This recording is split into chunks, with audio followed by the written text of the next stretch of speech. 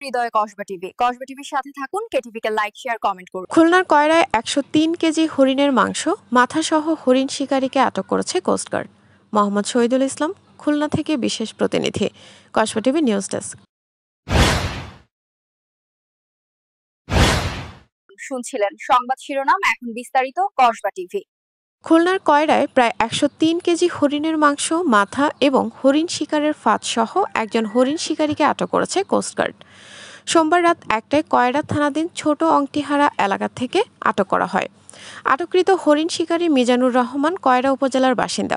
আজ দুপুরেও এক প্রেস বিজ্ঞপ্তির মাধ্যমে এ তথ্য নিশ্চিত করেছেন কোস্টগার্ড মিডিয়া কর্মকর্তা লেফটেন্যান্ট কমান্ডার সিয়ামুল হক। এ তথ্য জানান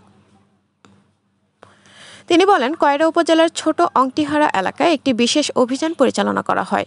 অভিযান চলাকালীন উক্ত এলাকা থেকে ১০৩ কেজি হরিণের মাংস, একটি হরিণের মাথা এবং প্রায় ৩০০ মিটার দীর্ঘ হরিণ শিকারের ফাঁদ সহ একজন হরিণ শিকারীকে আটক করা হয়।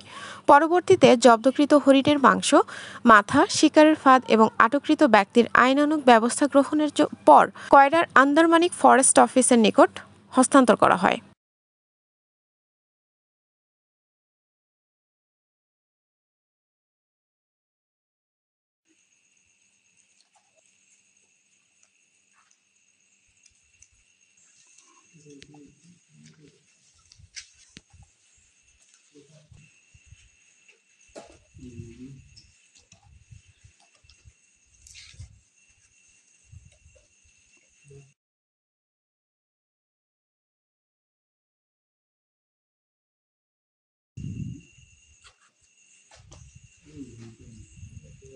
তো এতক্ষণ কসবা টিভির সাথে থাকার জন্য আপনাদেরকে ধন্যবাদ।